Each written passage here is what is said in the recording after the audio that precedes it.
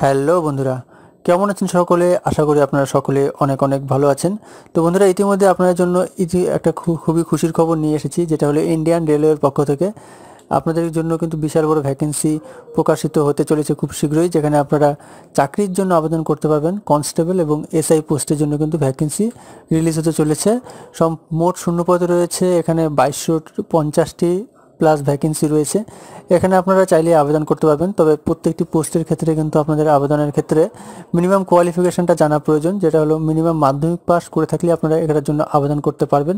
এবং বিস্তারিত আমরা জানাবো যে এখানে ভ্যাকেন্সির সংখ্যা তো অবশ্যই আপনাদের জানিয়ে দিলাম যে 2250টি টোটাল ভ্যাকেন্সি রয়েছে, যেখানে আপনাদের মাধ্যমিক পাস যোগ্যতা আপনারা অ্যাপ্লাই করতে পারবেন।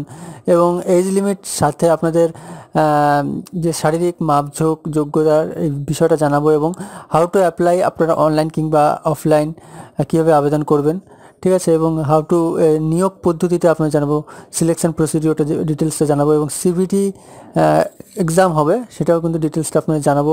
অ্যাপ্লিকেশন ফি লাগবে এবং কতদিন পর্যন্ত, যেটা ফাইনালি বিষয়, যে কতদিন পর্যন্ত আপনারা এই পোস্টের জন্য অ্যাপ্লাই করতে পারবেন, সমস্যাটা কিন্তু আমরা জানাবো। তো চলুন আর দেরি না করে আমরা ভিডিওটা শুরু করছি।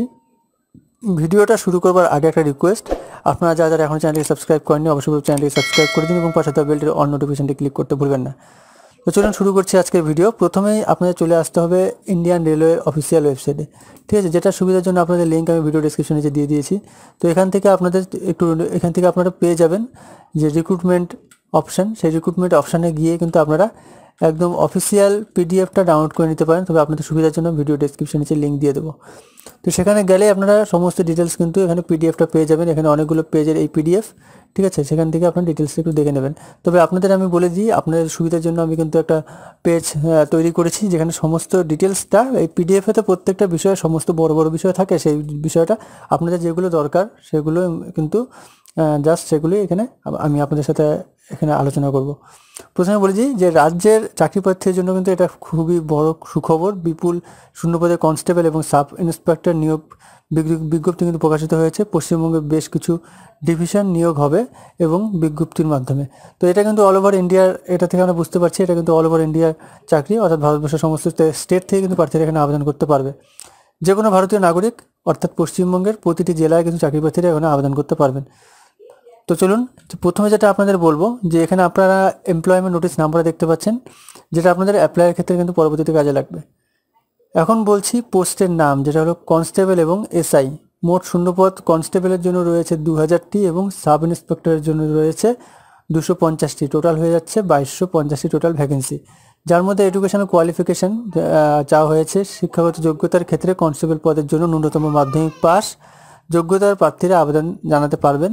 তবে অন্যদিকে কিন্তু সাব ইন্সপেক্টর পদের ক্ষেত্রে প্রার্থীদের যে কোনো বিদ্যালয় থেকে যদি স্নাতক পাশ করে থাকেন সেই ক্ষেত্রে তারা কিন্তু আবেদন করতে পারবে। এখন আপনাদের বলবো যে এইজ লিমিটের ক্ষেত্রে, যে কনস্টেবল পদের জন্য প্রার্থীদের বয়স হতে হবে 18 থেকে 25-এর মধ্যে। এজ লিমিটের ক্ষেত্রে কনস্টেবল পদের জন্য প্রার্থীদের বয়স হতে হবে 18 থেকে 25-এর মধ্যে। সাব ইন্সপেক্টর পদের ক্ষেত্রে প্রার্থীদের বয়স হতে হবে 20 থেকে 25-এর মধ্যে, ঠিক আছে। তো এখন বলি শারীরিক মাপজোক, ঠিক আছে, যেটা ইউআর এবং ওবিসি প্রার্থীদের উচ্চতা পুরুষদের জন্য 165 সেমি এবং মহিলা প্রার্থীদের জন্য 157 সেমি। এসসি এবং এসটি প্রার্থীদের উচ্চতা পুরুষদের জন্য 160 সেমি এবং মহিলা প্রার্থীদের জন্য 152 সেমি। এখন বলছি গড়ওয়ালি এবং গোর্খা, মারাঠা, ডোগরা ইত্যাদি শ্রেণীর প্রার্থীদের উচ্চতা পুরুষদের জন্য 163 সেমি এবং মহিলা প্রার্থীদের জন্য 155 সেন্টিমিটার সেমি। তো এখন বলছি আপনাদের যে আপনারা হাউ টু অ্যাপ্লাই, কীভাবে অ্যাপ্লাই করবেন এই পোস্টের জন্য। যোগ্যতা এবং ইচ্ছুক আবেদনকারীদের অনলাইনের মাধ্যমে আবেদন জানাতে হবে, যেখানে আপনাদের অফিসিয়াল ওয়েবসাইটের লিঙ্ক আমি ভিডিও ডেসক্রিপশনে দিয়ে দিচ্ছি। এই মুহূর্তে আপনারা স্ক্রিনেও দেখতে পাচ্ছেন, সেখানে চলে আসবেন। সেক্ষেত্রে আবেদনকারীদের সবার প্রথমে নিজের রেজিস্ট্রেশন সম্পূর্ণ করতে হবে। এবার নির্দিষ্ট ওয়েব ফর্মে যাবতীয় প্রয়োজনীয় তথ্য পূরণ করে নির্ভুলভাবে সর্বশেষে প্রয়োজনীয় নথিগুলির স্ক্যান করে আপলোড করতে হবে পিডিএফ অথবা ইমোজি ফরম্যাটে। সমস্ত প্রক্রিয়া সম্পূর্ণ হওয়ার পরে নির্দিষ্ট আবেদন ফি জমা করে আবেদনটি সাবমিট করে দিতে হবে। এখন বলছি আপনাদের নিয়োগ পদ্ধতিটা, যেটা আপনাদের কিন্তু সিলেকশন প্রসেসটা জানানো প্রয়োজন। এই নিয়োগ প্রক্রিয়া হাউ টু প্রসেস, অর্থাৎ আপনাদের কীভাবে অ্যাপ্লাই নিয়োগ করা হবে সেটা কিন্তু আপনাদের জানাবো। যে এই নিয়োগ প্রক্রিয়া মোট 5টি ধাপে সম্পূর্ণ হবে। সিবিটি অর্থাৎ কম্পিউটার বেসড অনলাইন পরীক্ষা যে টেস্টটা হবে সেটা হবে পিইটি এবং পিএমটি অর্থাৎ শারীরিক যোগ্যতার পরীক্ষা এবং ডকুমেন্ট ভেরিফিকেশন, মেডিকেল এক্সামিনেশন এবং ফাইনাল মেরিট লিস্ট রিলিজ হবে। এবং এই প্রক্রিয়াগুলি শেষ হবার পর ইন্টারভিউয়ের মাধ্যমে যোগ্য প্রার্থীদের নিয়োগ করা হবে। অর্থাৎ এখানে বলা হচ্ছে প্রথমে পিইটি হবে অর্থাৎ ফিজিক্যাল ইফিসিয়েন্সি টেস্ট এবং পরবর্তীতে হবে ফিজিক্যাল মেজারমেন্ট টেস্ট। তো এগুলোর পরে আপনাদের ফাইনাল মেরিট লিস্ট প্রকাশ হবে। ঠিক আছে, সমস্ত কিছু হওয়ার পরে কিন্তু এইভাবেই আপনাদের এবং ফাইনালি ইন্টারভিউ হবে, তার পরবর্তীতে আপনাদের প্রার্থীদের নিয়োগ করা হবে। ঠিক আছে, এবং এখন বলছি সিবিটি পরীক্ষার সিলেবাস। সিবিটি পরীক্ষার যে এক্সামিনেশনটা নেওয়া হবে সেটা কিন্তু সিলেবাস হবে জেনারেল অ্যাওয়ারনেস, অ্যারিথমেটিক থাকবে এবং থাকছে আপনাদের জেনারেল ইন্টেলিজেন্স এবং রিজনিং থেকে মোট 120 নম্বরের প্রশ্ন হবে, সময় থাকবে 90 মিনিট।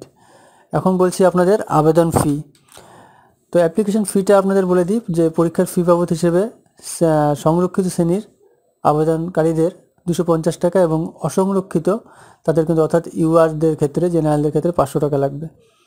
এখন বলছি আপনাদের যে আবেদনের শেষ তারিখের ক্ষেত্রে ইতিমধ্যে অর্থাৎ যে এই বিজ্ঞপ্তিটা আপনারা যে অফিসিয়াল পিডিএফটা দেখতে পাচ্ছেন এখানে কিন্তু এখনও আবেদনপত্র জমা নেওয়া শুরু হয়নি।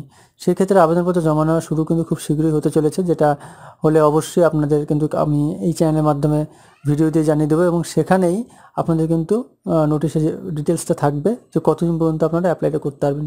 তাই এই ডেটটা কিন্তু এখনও জানা যায়নি, খুব শীঘ্রই জানা যাবে এবং কোনো রকম আপডেট পেলে আপনাদের অবশ্যই জানাবো।